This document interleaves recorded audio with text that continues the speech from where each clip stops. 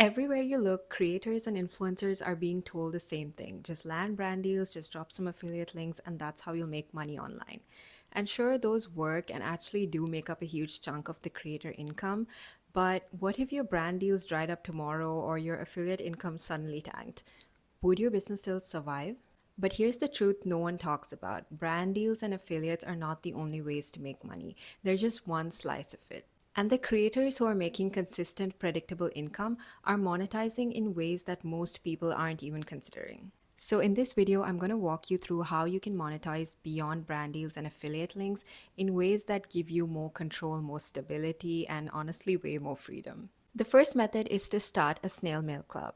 Now, before you click off because you heard the word snail mail and you're thinking that's for artists, not me, just stick with me for 30 seconds because I'm going to show you how this can work for different niches, even if you're not artistic or creative. A snail mail club is basically a monthly subscription where people get physical mail from you. This is very popular among the art community where they'll send a handwritten note or letter, mini art prints, postcards, stickers, small illustrations, or even themed goodies. But here's the part where most people will stop themselves and say, but I'm not artistic. And honestly, that is such a limiting assumption. You don't need to know how to draw to run a snail mail club. You just need to know how to connect with your audience. You can tweak this in so many ways depending on your niche. If you're a lifestyle or personal creator, you can write monthly storytime letters where you share juicy, personal, or funny stories that make your audience feel like they're getting exclusive access. You can also reflect on lessons that you've learned that month or open up about things that you've overcome in the past. Maybe it's anxiety, illness, bullying, or even the journey of becoming an influencer. Or you can talk about where you are now. That's what stage of life you're currently in, what you're working on, or what you're learning. Or you can share where you want to be. So that's your goals, your aspirations, and the steps you're taking to get there. If you're a fashion or beauty creator, you can sell handmade bag charms or keychains, or you can send them mood boards or trend breakdown cards, or even styling challenges that people can try that month.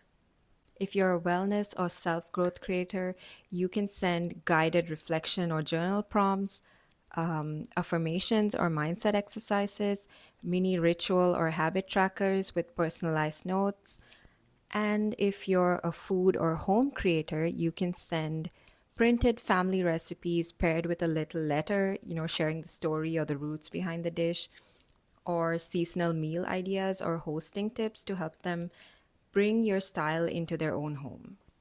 Snail mail clubs have really taken off because we're living in a time where being offline is the new cool, and so many people are craving something that's more personal, more genuine, and more authentic. Now, if you're thinking, okay, this is cool, but I don't really want to deal with the hassle of printing, packaging, and mailing things, then this next option may be something more up your alley, and that's starting a YouTube channel. If you're a more established creator with an engaged following on whatever platform that you're on, you can honestly have a lot more freedom with this because you can create videos on any topics that interest you because your audience already knows you, likes you, and trusts you. And so they'll watch anything that you put out because they know it's you.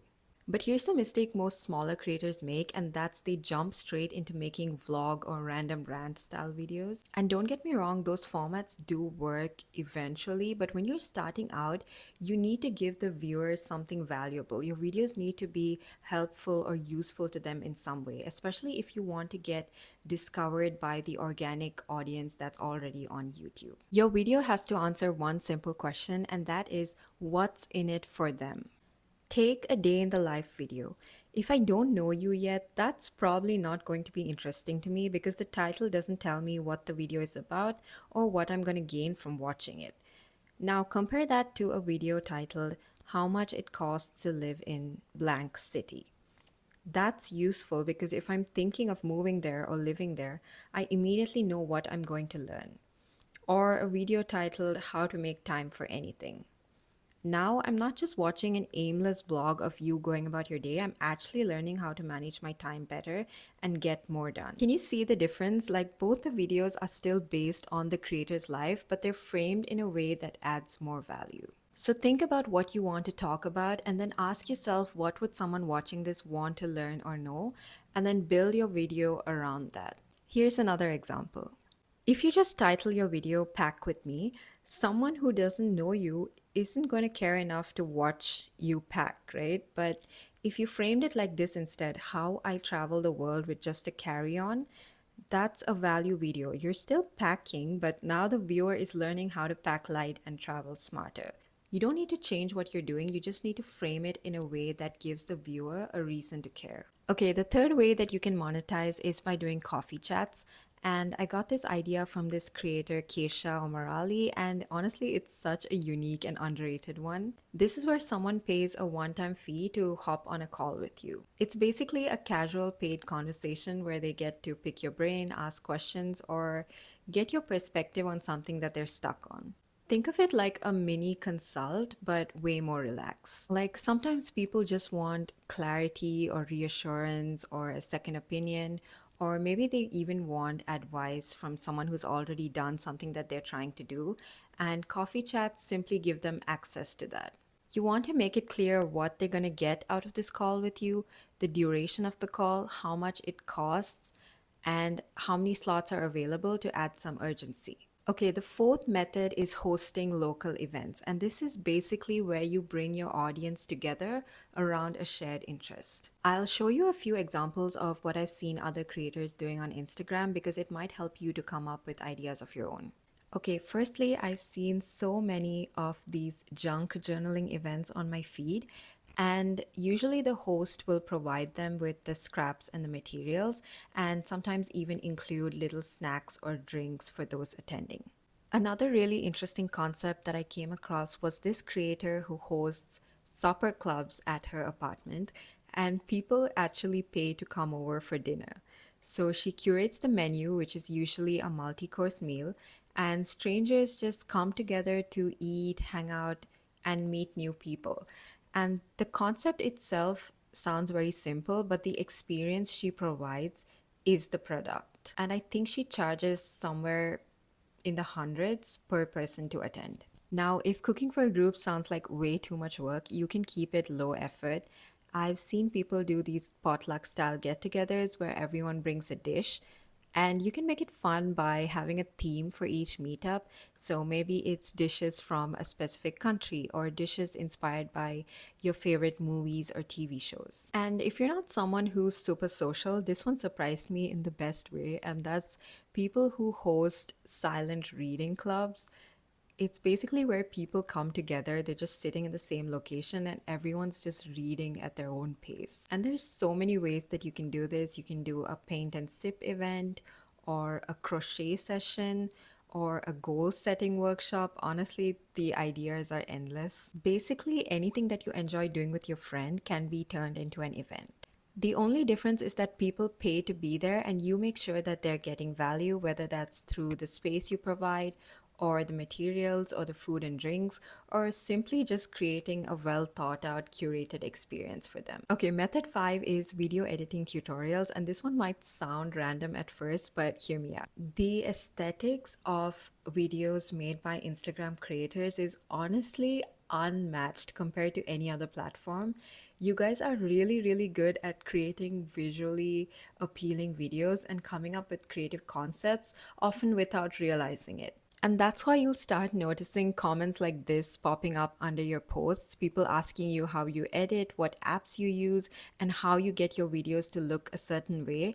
And that right there is your signal. It's the perfect opportunity to take what you're already doing and bundle it into a mini video course where you teach people how to edit in your style and then sell it. I've seen so many creators who didn't start out planning to teach editing at all, but once they paid attention to what their audience kept asking for, they turned that demand into a side business simply by teaching what they already do every day. And the best part is you just need to create it once and it can keep selling long after you hit publish. Okay, the sixth way to monetize is by teaching people how to become you.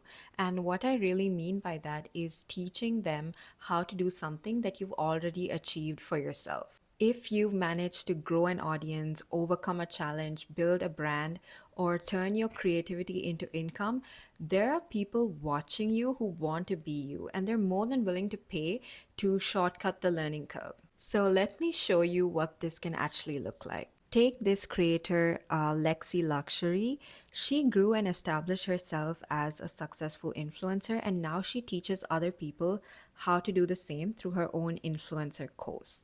And if you look at what's included, it's not fluff, right? It's everything someone would need to grow an audience, land brand deals, and build a profitable influencer brand.